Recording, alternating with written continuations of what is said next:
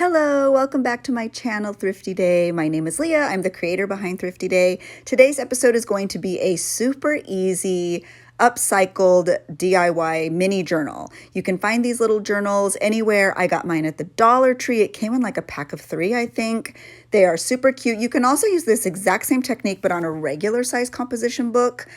Because I'm using a mini composition book, I'm going to use a page from this mini Mickey posters book, and it's super cute. So you'll need some washi tape, you'll need the notebook, you'll need book pages, you could use wrapping paper, you could use a gift bag, you could use cardstock, you could use anything you want. How cute is this book though? It was already falling apart. I got it at a yard sale for $1. But it has all these posters in it. Oh my gosh, the cutest ever. I wish these were actually bigger, but for now, I am just going to continue to let it fall apart and use it in my craft projects. So you'll also need some sticky washi tape for the spine, or if you're using a bigger journal, I would recommend getting maybe some duct tape. And you'll also need some glue. You can use glue stick or you can use PVA glue. I think I will probably use both doing this particular craft because I just roll like that. Anyway, and this is my favorite glue stick. It is super sticky and it's fabulous. So PVA glue is amazing. You can find it on Amazon. You'll also need a brush, some wax paper, a little bowl to put your glue in, and I will use a scraper just to make sure that the page I use is adhered completely flat to the cover of my mini journal.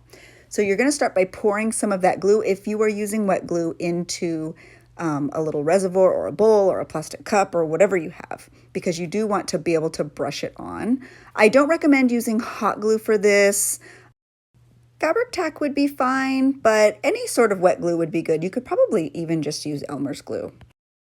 You really don't need a lot of glue, so I just put it in one of these little dishes so that I could use it when I need it, and it's just cute and little. So now what I'm going to do is choose the images to go on the front cover and the back cover, and since I have so many cute ones to choose from in this little book, I'm just going to grab a couple of my favorites. I'm definitely going to go with this Sleeping Beauty one for the front because it's so sweet. And now I'm just kind of flipping through trying to find something for the back.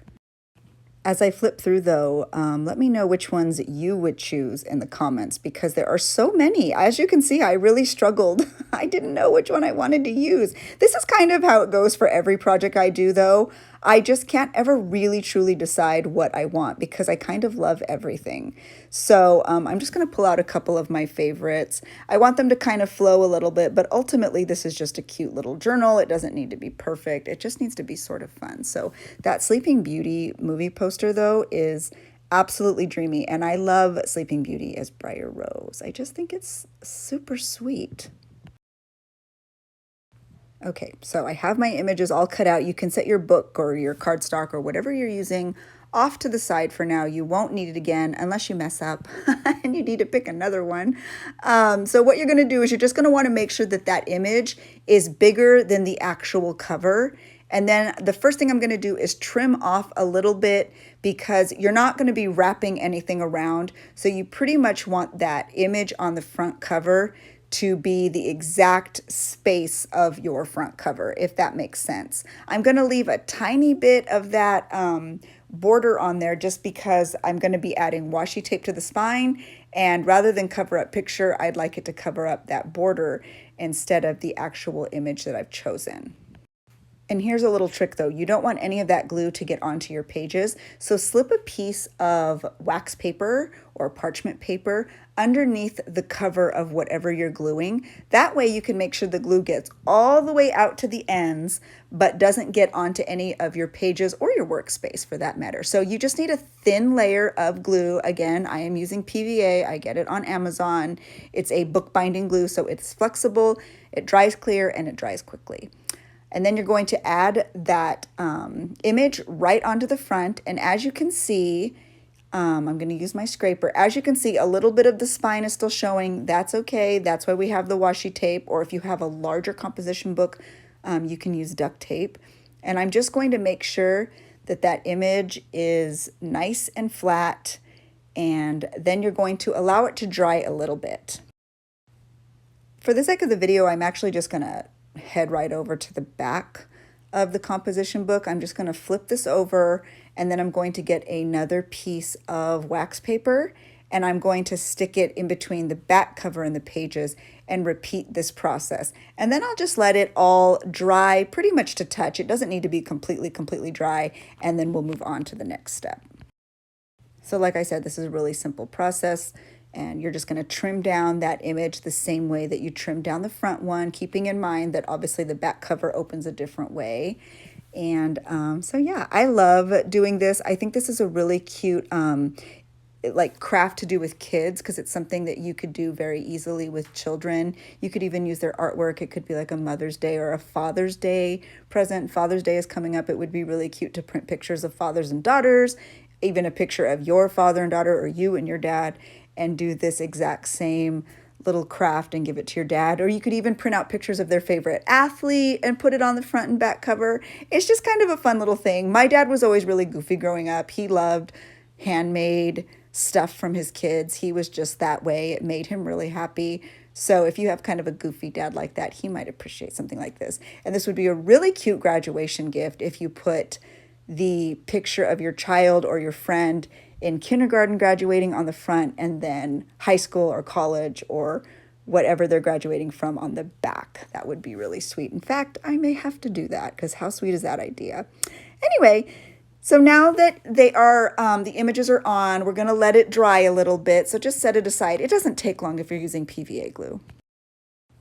All right, now that my mini composition book has dried a little bit more, I think I should have mentioned you probably will need an X-Acto knife. If you don't have an X-Acto knife, it's okay. You can use a pair of scissors and just be careful.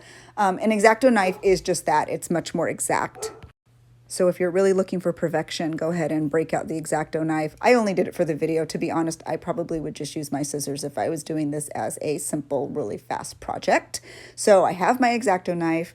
I'm going to remove that wax paper, and then I'm going to very carefully cut around the perimeter of the cover. I'm going to use the actual cardstock cover as a template, and I'm just going to very carefully cut right around the entire perimeter of the front cover, and I'll do the same on the back cover.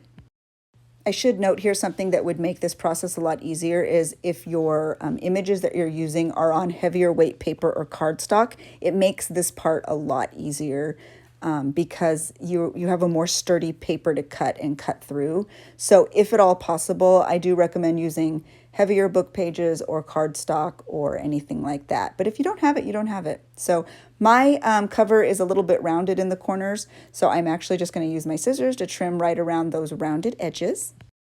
And we're almost done. I told you this is like the easiest upcycled little craft ever, and it's such a fun gift, and it's so cute. If you're a teacher, you could even make these because they'd be really inexpensive to give to your students if your class isn't too big. I know that so much of this comes out of your own pocket. My daughter is a teacher. I totally get it.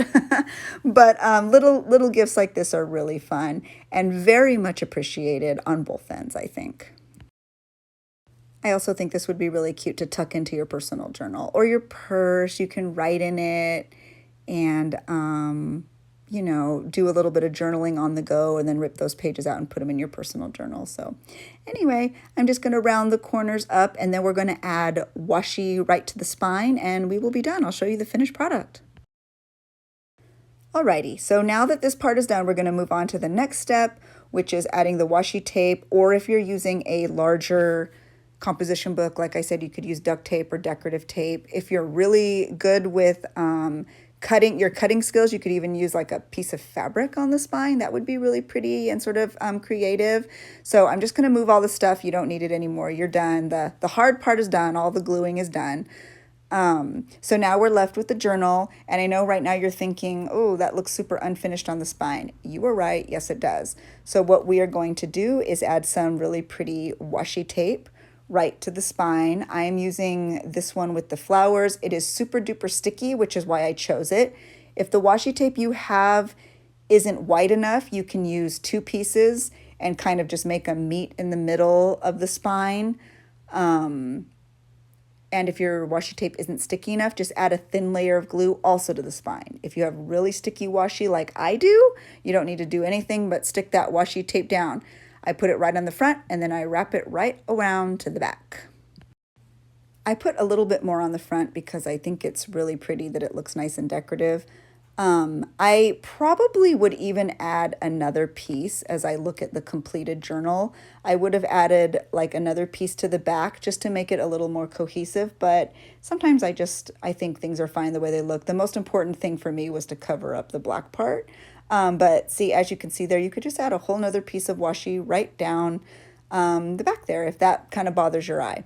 So it didn't really bother me at the time, so it's fine. I just went with it. Now what you're going to do is you're going to see you have little tails at the top and the bottom.